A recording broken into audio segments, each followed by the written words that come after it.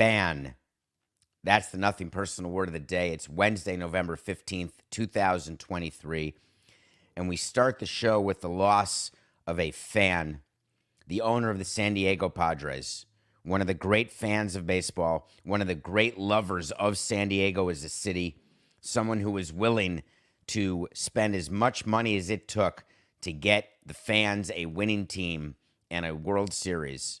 And the biggest fan himself passed away, only 63 years old, a complete shock to everybody. Everybody had known that he was sick, but didn't know the extent of how sick he was. Some people choose to be sick in private. Some people choose to be sick in public. There's no right. There's no wrong. At the end of the day, the announcement came from San Diego. The organization, the beloved owner of the Padres, has passed away. When you die owning a team, there are several things that have taken place, and a lot of people have asked me questions. I want to give the proper respect to the Seidler family. It is a nightmare to have your father, uncle, grandfather, friend, owner pass away so prematurely, and 63 is quite premature. So, Peter, rest in peace. All of the criticisms I've had of A.J. Preller of the Padres, of your spending, were done with respect and love. That said, I have to talk a little business about what happens because the audience is interested. So, Peter, rest in peace. I'm sorry you didn't get to see the fruits of your labor, but you did. You saw sold-out Petco Park. You saw revitalization of San Diego. You saw a team with a chance, a hope, a prayer. You saw disappointment. You saw victory. Every team in Major League Baseball has to submit a succession plan to Major League Baseball in case of death to the owner. It's not just a succession plan that gets filed with baseball. There's also a disaster plan that is filed with baseball. If everybody dies, like in a plane crash, like your team plane goes down, or a plane goes down with 10 of your top executives. There are different scenarios that you plan for, that you are ready for, though, of course, you're never ready for a disaster, and you do the best you can, and most of them have no playbook, but you try to prepare as best as you can. The succession plan that baseball has, they are not focused as an industry on your estate taxes, on your estate plan. When you hear succession plan, you're hearing Logan Roy. When I hear succession plan as it relates to baseball, I'm talking about who is going to be the next control partner, the controlling owner. Remember, in baseball, there's a lot of people who own a team. Peter Seidler did not own 100% of the Padres. He had partners.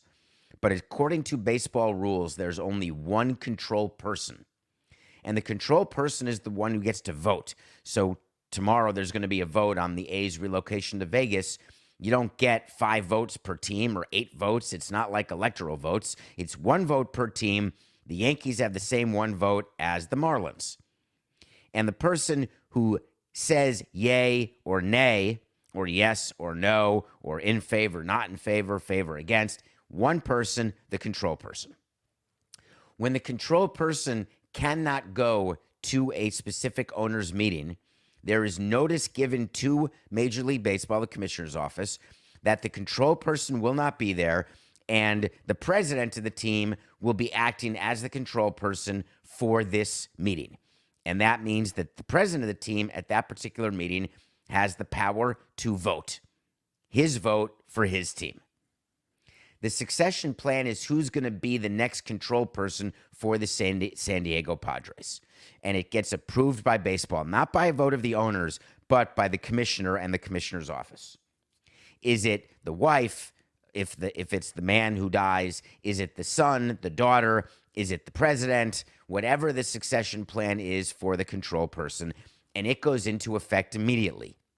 There will be a funeral for Peter Seidler, and the commissioner will send a representative, or he'll go himself, and there will be nice speeches and nice thoughts, but the business of the sport will go on. The owners' meetings will go on. today and tomorrow. The vote on the A's being relocated will go on. The next thing that people are asking is what's going to happen with the team. Will the new control person operate the team differently than Peter?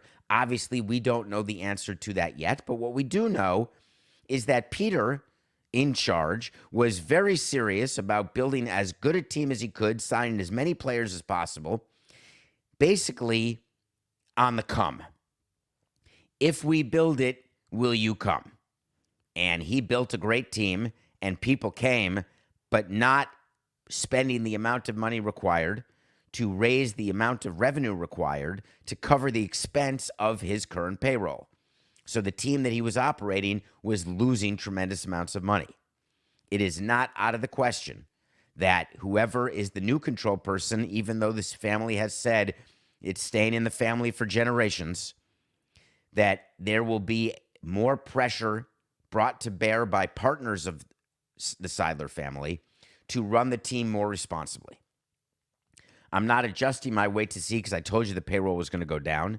I'm not adjusting my wait to see because I told you that Juan Soto was going to be traded. What I'm telling you now is, with the unfortunate passing of Seidler, the team will have to be operated in a more economically responsible way. I have been around the commissioner when there have been changes of control people, and there have been statements and conversations that I've had where a change of control, whether it's through a sale, through like when Peter Angelo switched control to his son, and he was still alive but couldn't do it anymore. There's all sorts of reasons why a control person changes. But one of the things that baseball tries to do when there's a new control person is they try to get that person in line. And what it means to be in line is that you are a good partner, and meaning that you are running your team responsibly. So it would not be out of the question for whoever enters into the Padres control person position is spoken to and said, listen, we all miss Peter, but we're not running. You are not running, and we are not allowing you to continue to run this team at the deficit you are running it at. The rope that we gave Peter to try to get revenue up by increasing payroll, you've seen it, you've tried it. We're not giving you that rope again. And that's not going to get a lot of press because it may look like you are doing things too inappropriate, too soon to the death of an owner, but that's really what does go on in terms of conversations. Remember the expression, whenever you're feeling too important, the king is dead, long live the king. Life goes on, but we always remember people who have passed, and we tell stories, we talk about them, especially in Judaism. You always tell stories about those who have died in order to keep their memory alive and in order for future generations, not using Google, for future generations to understand and hear and feel stories of love and funny stories. Do you know that's what Shiva is, Coca? Side note, I know you know this. Shiva is not when someone dies. It is when someone dies who's Jewish. You get together. It's sort of like a party. You eat bagels and cream cheese and tuna fish and chicken salad and Nova, and you tell stories. You don't sit there saying, woe is me. You tell funny stories about the person. There are a lot of good stories about Peter Seidler. I shared one on Twitter. I enjoyed my time with him. Every time I was with him, whether it was at owners' meetings or when the Marlins were playing the Padres or when I was just in San Diego for board meetings, so generous with his time, so eclectic with his interests, and so passionate about his team. Peter Seidler passes away at the young age of 63. Did you notice there, Coca? I hope you took notice that I did not, during any of that segment, say one word about the general manager. I promised you I wouldn't, so I'm not. Another day we'll talk about that, but not today. What I want to get to now is the owners' meetings that are continuing. Today is Wednesday, November 15th, and today is the day when the committees meet. So the competition committee, the executive council, the relocation committee might even meet, the strategic planning committee, the rules committee, labor, all the different committees within the ownership group all meet on Wednesday. Then there's a dinner tonight that the commissioner hosts where the commissioner gives a little speech, a little congratulations to Texas, where he'll be crossing his toes and his fingers. Very rare that an owners meeting is in the place where the World Series was won, but the meeting is in Arlington. Obviously, Texas won the World Series. Then tomorrow morning, there's a breakfast. And then around 8:30, all 30 teams convene in a large, full major league meeting, it's called. That is when the vote for A's relocation will take place. It will take place in the form of a motion. There'll be a second, then there'll be a vote, and they won't do it in favor, opposed. They'll actually do a roll call. And the way the roll call happens, they don't always start with Atlanta and end with Washington. They actually rotate every single roll call vote that's taken at any owners meeting. So if last vote, whatever that vote was, the first vote may be the New York Mets, that means the next vote that's taken at the next meeting or even at that meeting starts with the New York Yankees. And the one before that started with the Minnesota Twins. It's in alphabetical order, so you're not always starting with the A and ending with the W, because there's a disadvantage to being first and there's an advantage to being last because you know what everybody before you has done. Those are all procedural things that go on during meetings. But the bottom line is the meeting is happening. And when owners get to meetings, the majority of them arrive on Tuesday. Some arrive Wednesday, depending on their committee assignments and when the committees meet, because you get an itinerary given to you in advance of when your committee is meeting. Not every owner is on a committee. The real thing you have to be there for, if you're not on a committee, is you come for the dinner the night before, spend one night in the hotel, go to the full major league meeting, and then fly out. When you get to an owners meeting, there always are media who are assigned to go to owners meetings and to go to the press conference that Rob Manfred does at the end of the Thursday meeting. However, prior to that, they stay in the lobby and they try to get owners or presidents or whoever's coming in to talk to them. And what they're aiming to do is speak to those who are newsy at the moment. So Hal Steinbrenner is newsy at the moment because of what happened with Brian Cashman and his crazy statements and the whole Stanton situation, which we're going to talk about again today. So media members are trying to find Hal Steinbrenner. Obviously, the owner who is the most newsy is John Fisher, because this is the meeting where the relocation vote is happening. We are going to talk about what it means once it passes. If it passes tomorrow, we'll cover it on Friday. John Fisher walks into the lobby. Doesn't matter when you come in at 7 a.m. or 7 p.m., there's media there. When you go to a meeting, when we went to the owners' meeting where contraction was on the table, we knew they were looking for the Expos. When we went to the meeting when there was the sale of the team to Jeter, we knew that they were looking for us.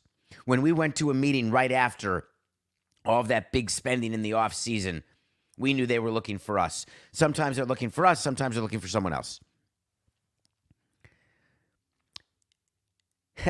Side note, some of the owners or presidents who are sources to members of the national media ignore those members of the national media in front of everybody, but find a way to meet them in the hotel separately in order to be a source for things that are going on in the meeting. Bud Selig, I have a side story, Coca. Bud Selig during owners' meetings. I'd like to give you my imitation of Bud Selig. I'm handing a memo out right now to all of you people, and there'd be 60 of us in the room. And I want to know which goddamn one of you is going to give this to Ron Blum. Ron Blum is a former Horace Mann graduate, Horace Mann alum, who works for AP. Ron Blum would get every single document that was given privately to owners and presidents. He had it before some of us had it. Before it could be done getting handed out, he had it. So Bud would say, right now, which one of you jackasses, and Bud had a very, very dirty mouth. He would swear. It was very weird, my first owners meeting, when you heard Bud say, what the F is wrong with you people talking about signings or talking about, I don't care what Rob thinks. Rob used to be head of labor. I don't care. He doesn't want me to say it. I'm going to say it. What the F are you people doing? But when it came to PR, he had a PR guy named Rich Levin was his PR guy, Bud Selig's PR guy. And he would always look over at Rich exasperated. Rich wasn't at the head table. Rich was always in the room. But how does this happen? Why does this happen? So it is true that leaks happen, as you know. So John Fisher walks into the owners' meetings, and you can expect to see media. Before you go to an owners' meeting, when you know that you are the newsy team, guess what? You are supposed to prepare with your PR people. Either the plan is walk, keep walking, don't say a word. Or the plan is, I'm happy to talk, but we're going to talk after the meeting. Or the plan is, let me check in, I'll come back to the lobby in 15 minutes. There's always a plan. And as part of the plan is what you say. Because the questions are not, hey, what do you think about the 24 presidential election? Well, I wasn't prepared for that question, so I'm not ready to answer that.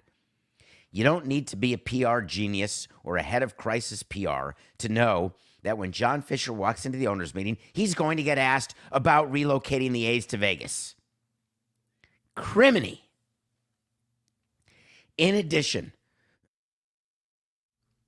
there are, once in a while, fans who come to the meetings. Some fans are looking for autographs. Some fans are looking for pictures, believe it or not. And some fans are looking to get in front of an owner and just say a few words because you don't have a lot of opportunities to do that. John Fisher should reasonably have expected there to be Oakland A's fans at this meeting, and he should have reasonably have expected those Oakland A's fans to want to talk to him. John Fisher had a decision to make, and he chose to talk to the Oakland fans. Great.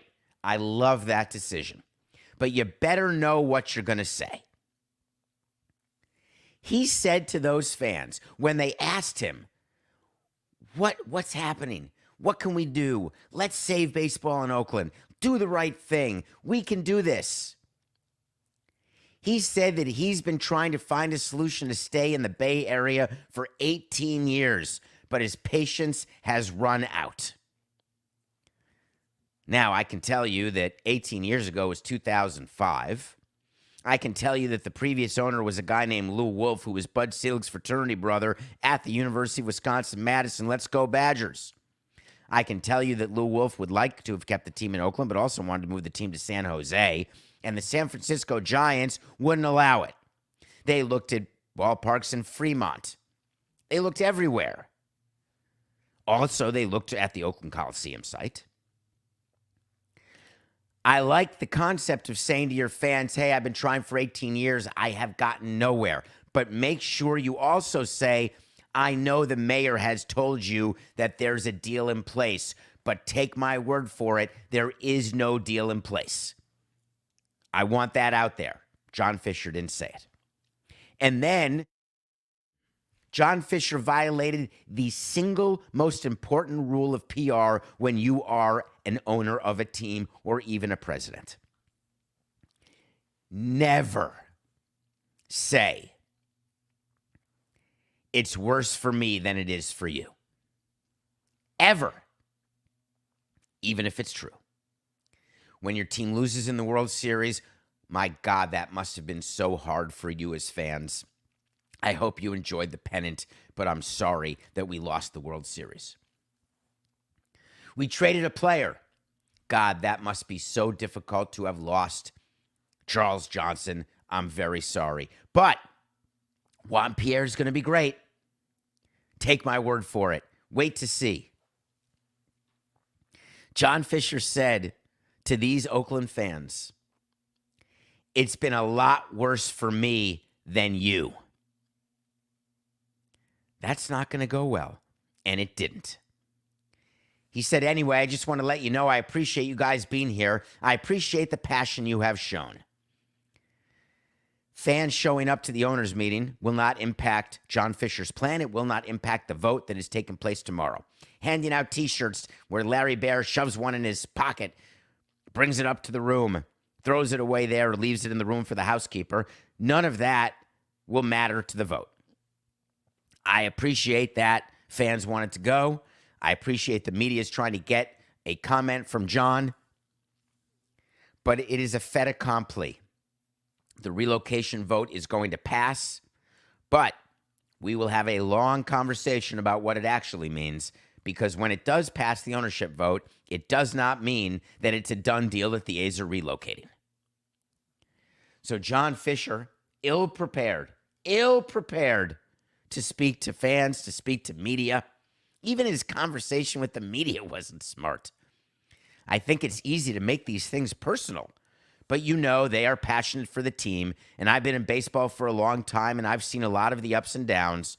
For the most part, people have been focusing their desires to succeed. How about this as a statement to the media? While there were 3 fans here in this hotel, I know that there are tens of thousands of fans and hundreds of thousands of people who are impacted by the A's move to Las Vegas. I appreciate the fact that I am the face of that relocation and that there is visceral anger and hatred toward me. I am doing what I think is right for the franchise because that is my ultimate responsibility. I have tried and tried to keep the team in Oakland. Regardless of what you may think, I have tried, and so far I have failed. Don't say I've succeeded in getting the team out of Oakland or in getting a new stadium in Vegas. Say you failed in satisfying the fans of the Oakland A's. Even if your fingers and toes are crossed and you don't mean it, say it. Say it. All right, we come back. We're going to review a cult documentary that I watched on Netflix that we have to talk about. And then we're going to talk about Giancarlo Stanton's agent, who did something that you don't often see, and it made me smile. So for those of you who think that I'm always anti-agent and anti-player, not this time. We'll be right back.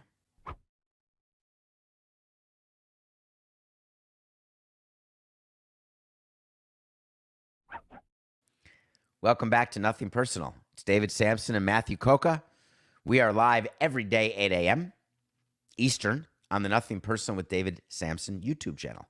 So find it, watch it, subscribe it, please. Also, you can download our podcast. We're audio too, which is good. Thank you, Coca, for being here every day. Appreciate that. I watch a movie. Coca's watched more movies since he started with me all these years ago. And I don't know that he'd admit that he is, but certainly when you review the amount of movies that we review, and it's one every day, you can check our document on davidsamsonpodcast.com. That's an updated document of all the movies we review, all of our picks of the day, our words of the day, our wait to sees. Everything is there for total transparency, total accountability for the things that we say.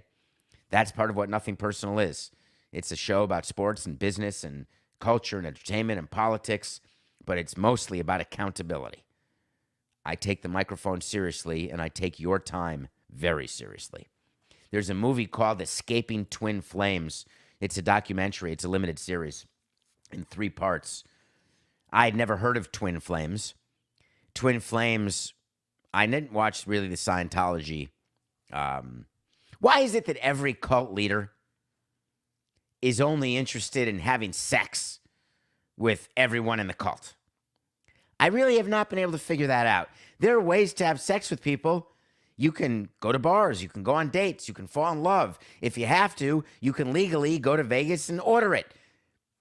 Why is it that you require women to subjugate themselves and their bodies to you in the name of religion and God? What level of narcissism is that? I'm all for a little bit of narcissism. I just don't get it. There is a thing called Twin Flames University. Here's the irony of what it means. Twin flames, get it? I wish I had 2 lighters with me. That's for after the show.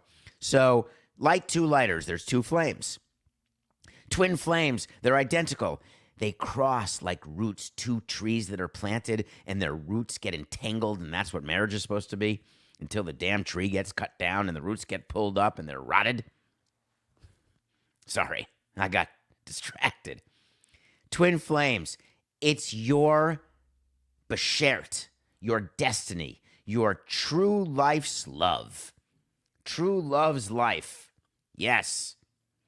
The concept of twin flames is when you enter twin flames, you are told, hey, you've got a person, and this is your person. However, the person may be a male or a female. You may be a male or a female. If it's two females, they say to one of the females, you're a male. And by the way, if you're going to be part of twin flames, not only am I saying you're a male, you're about to become a male. You with me? And by the way, you're the female, you're going to stay a female. But in the relationship, there's the male, there's the female. But here's the best part. If you're the female, I get to have sex with you because we're going to have some golden children. This one hasn't ended in a standoff yet. This one hasn't ended in prison yet. As a matter of fact, no charges have been brought against this guy. It's a guy and his wife, an absolute freak, disgusting person. If you find yourself at any point in your life where family and friends are not a priority and you have withdrawn into a group of people who are telling you they're the only people to hang out with, that they're the best people to hang out with, and by the way, everyone else sucks, that's a cult. And it's going to end with you having to have sex with the head of it. So don't do it. Escaping twin flames is a cautionary tale. It will go by in a jiff. It's 3 hours long, and I went back to back to back. Of course, there were people who had escaped who were part of the documentary. There are people who are still a part of it who are part of the documentary. And it was quite interesting. I grant you that I have given you a lot of anti-agent rhetoric as part of Nothing Personal because we are all a victim of our past. And I've had to deal with agents, many of whom are not pleasant to deal with. Scott Boras is obviously the number one, the most disingenuous, the biggest crooked, most disgraceful agent there is. But some of you have mistakenly thought that that's been my view of every agent I've ever worked with. Giancarlo Stanton's agent is a guy by the name of Joe Wolf. Joe Wolf is someone who, obviously, I've worked with very closely over the years. Joe Wolf is on the Mount Rushmore of player agents. He is honest. That doesn't mean he's not a good negotiator. It doesn't mean that he doesn't represent his clients to the fullest extent. It doesn't mean that he doesn't take advantage of every inch of the collective bargaining agreement where there are benefits for a player. It doesn't mean that he and I have always agreed or seen eye to eye. You don't have to always agree with someone you work with or work against to have respect for that person.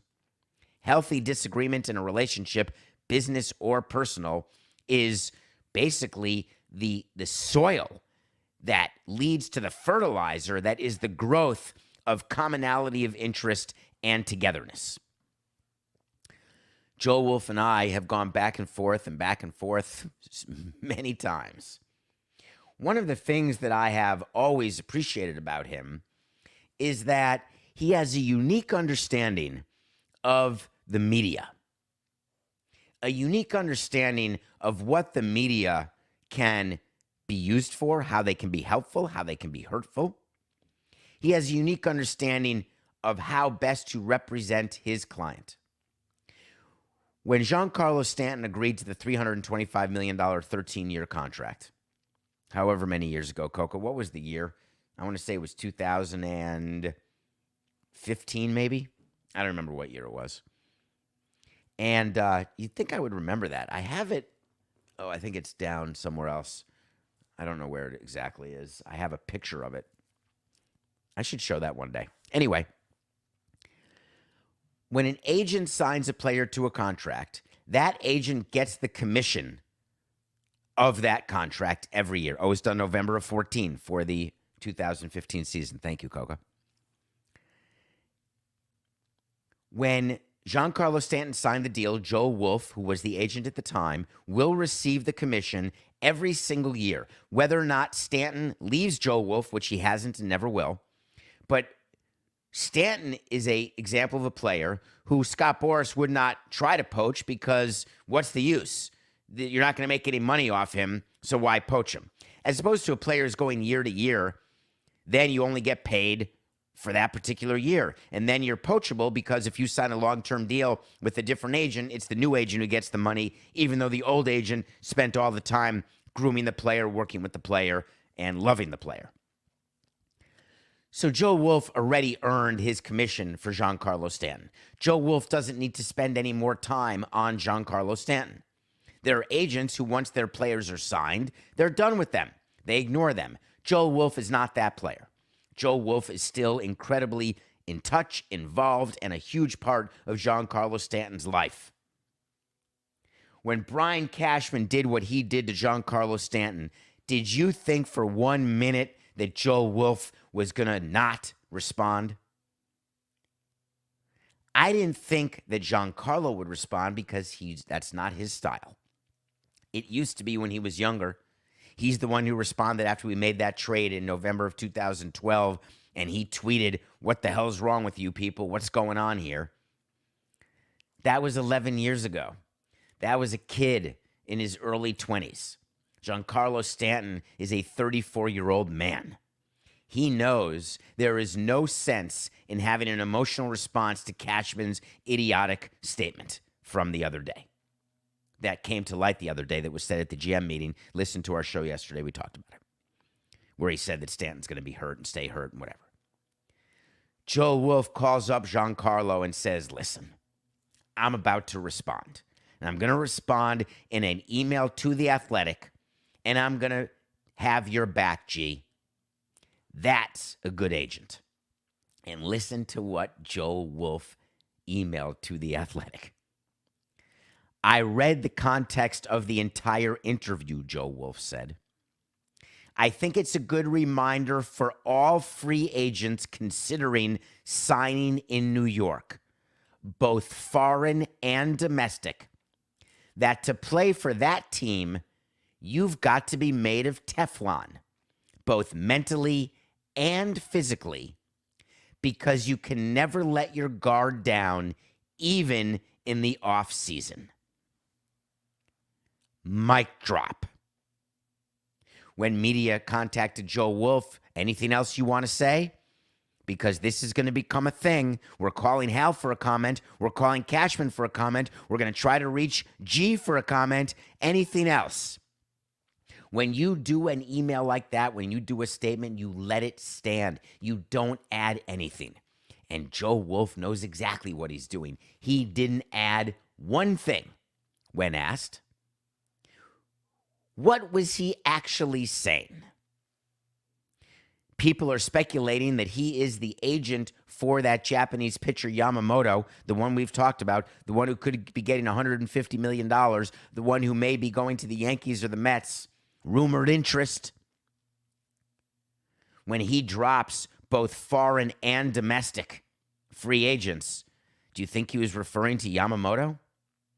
Do you think those were purposeful, his words? Do you think Joe Wolf is smart and understands that every word is purposeful? Of course he does.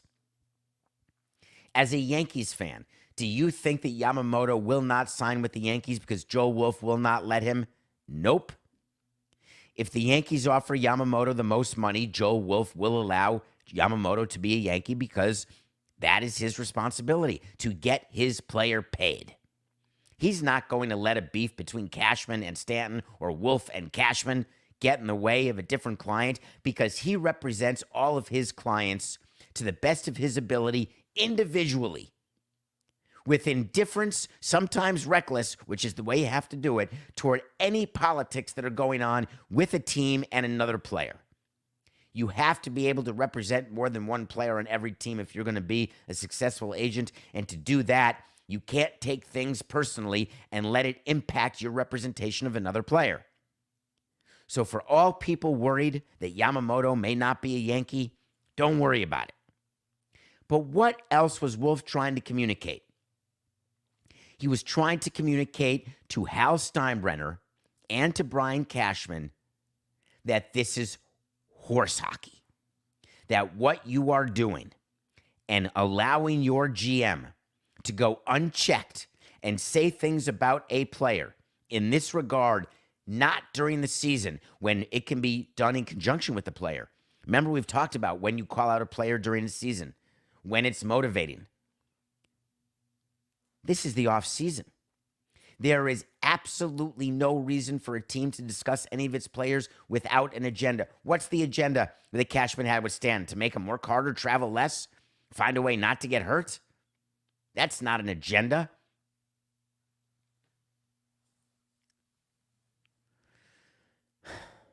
I wonder what's going to be with this. I'll tell you one thing. This story is not over. You think when Stanton shows up to spring training, he's not going to be asked about this? And you think that he won't be prepared by Joe Wolf and the PR people who Joe Wolf works with to get Stanton prepared to say what he will say? And I promise you, in February when it happens, or whenever Stanton speaks to the media next, he will say the exact perfect thing. The question is, when will Hal be ready to respond to it? Because when spoken to at the owners' meetings, he's like, I can't talk about that. No comment. Not going to talk. You better start thinking about what you're going to say, because this story is not going away. Speaking of a story that is not exactly going away, the Buffalo Bills and their lack of ability to win games and their quarterback's inability to do anything but turn the ball over, that's not going away. And one of you asked me a pretty funny question. You know what I want? I want to talk to Samson. So you want to talk to Samson? Get on my Twitter at David P. Samson, hit follow, and you can get in DMs and ask a question, or you can just at me on Twitter, or davidsamsonpodcast.com. We have different ways for you to reach out to us, and we see almost everything. We may not be able to respond to everything, but man, do we try. I try. It helps that I don't sleep. Coke, I know you think I'm crazy for answering as many as I do. Not because you don't want me to, because you want me to get my rest. I get it. But some of the questions are too good. Hello, David. I love that. Hello, how are you? My question is about the Buffalo Bills.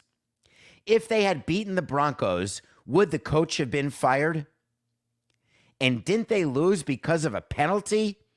I know you did. Hey, you know how to get to my heart. Yes, we lost a parlay because the Broncos missed a field goal at the end of the game. We would have won our three-way parlay with the Bucks and the Celtics, and instead the Bills had 12 men on the field. That's the special teams coach.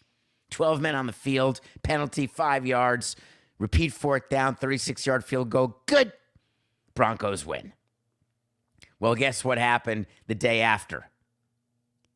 The Buffalo Bills fired their offensive coordinator. Guy named Ken Dorsey, who started as quarterback's coach and then moved up to offensive coordinator when the Giants took away the offensive coordinator, Brian Dabble, and moved him to head coach as the Giants head coach, and then they promoted Dorsey from quarterback's coach to offensive coordinator. Now they fired the offensive coordinator and promoted the quarterback's coach to offensive coordinator. His name is Joe Brady. This was done fewer than 24 hours after that loss to the Broncos. And the best Sean McDermott could come up with. Quote, just felt like it was time for a change. You know, we need to be a confident offensive football team and find consistent production. And that's really what it came down to. Funny,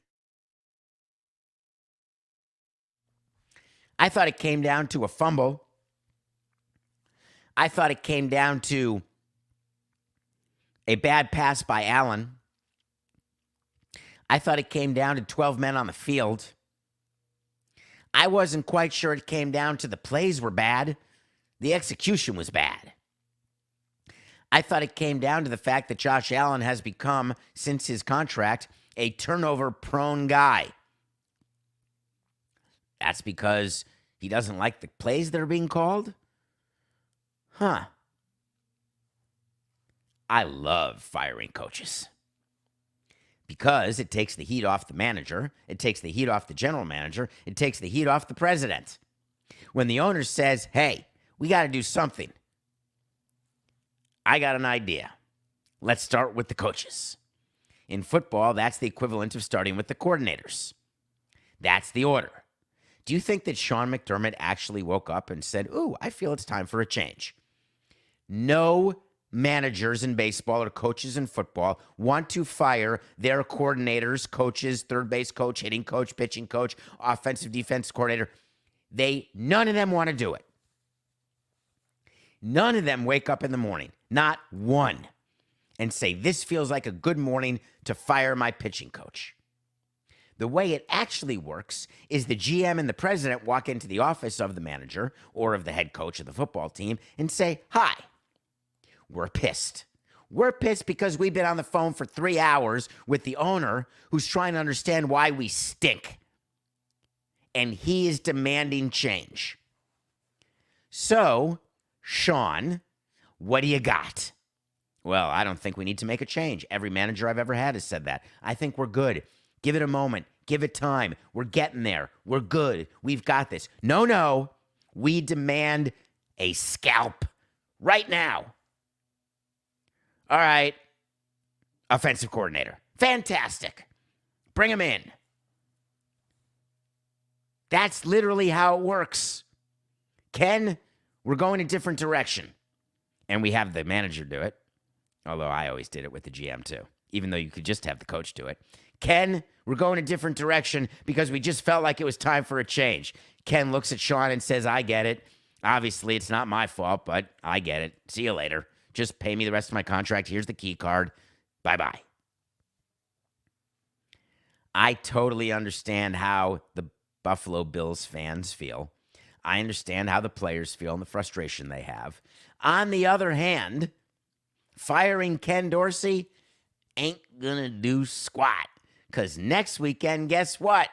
Josh Allen is still your quarterback.